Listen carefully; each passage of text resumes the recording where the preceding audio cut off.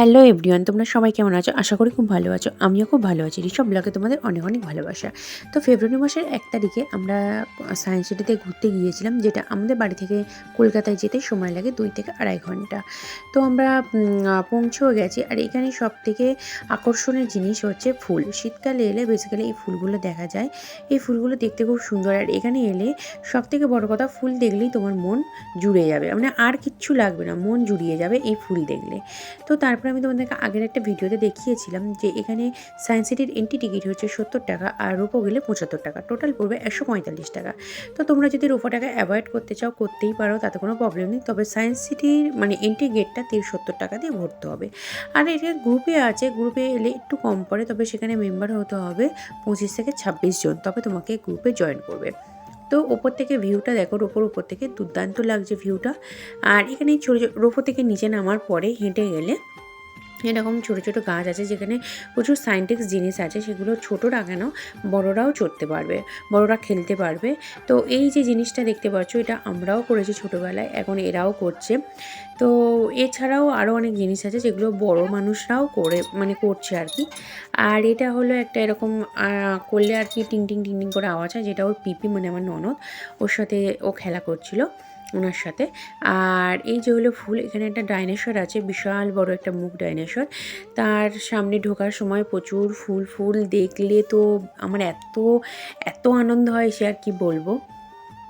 তো যাই হোক, ওর ভিতরে শাটার দেওয়া ছিল, বন্ধ ছিল, ওটা এন্ট্রি ছিল না। তো ডাইনোসরের এন্ট্রিটা ছিল পরে অন্য জায়গায়।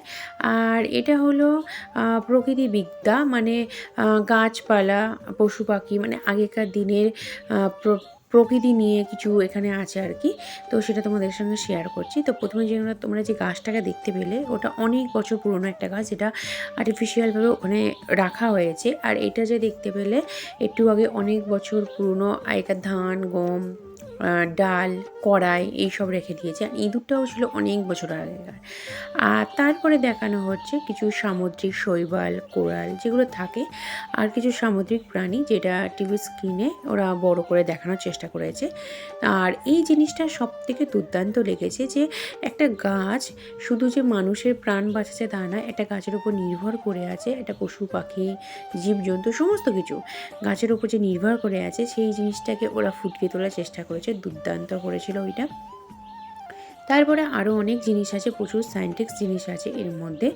তো তোমরা দেখতে থাকো, আশা করি খুব ভালো লাগবে। আর হ্যাঁ, তারপরে আমরা চলে গেলাম একটা ডাইনোসরের, মানে যেখানে আর্টিফিশিয়ালভাবে ডাইনোসর রাখা আছে, এখানে পার টিকিট পড়বে ৫০ টাকা করে। আরেকটা আছে যেটা আদিবাসী, আগেকার দিনে আদিবাসীরা কেমন থাকতো না থাকতো, তার জন্য ৫০ টাকা করে, মানে পার হেড টিকিট আর কি। তো সেটা আমরা কাটলাম না, এটার জন্য আলাদাভাবে কিন্তু টিকিট কাটতে হবে ৫০ টাকা করে।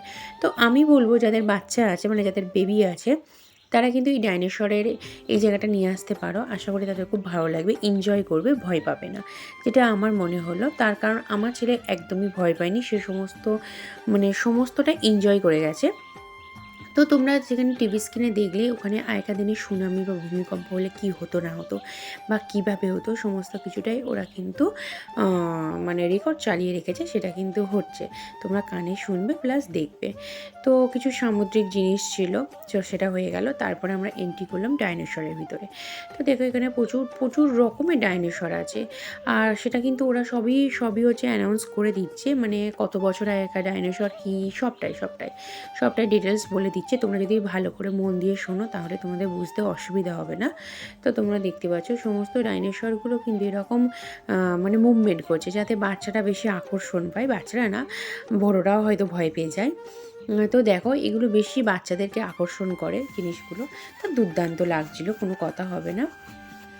তো তোমরা যারা যারা এখনও পর্যন্ত সায়েন্স সিটি আসোনি বা আসবে ভাবছো, আমি বলবো টিকিট যে খুব একটা তা নয়, তোমরা কিন্তু চলে আসতে পারো। আশা করি খুব ভালো লাগবে, মানে খারাপ লাগবে না, খারাপ লাগারও কথা নয়।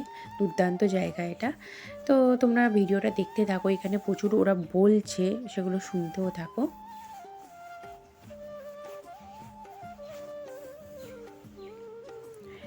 তো চলো, আমার ভিডিওটা এবার এন্ড করব। তো তোমাদের যদি আমার ভিডিও ভালো লেগে থাকে, তাহলে প্লিজ আমার চ্যানেলটাকে সাবস্ক্রাইব করে দিও, তার সাথে লাইক করো, কমেন্ট করো, শেয়ার করো, এবং আমাকে অনেক অনেক ভালোবাসা দিও। টাটা। আর আমার ভিডিওটা তোমরা দেখতে থাকো।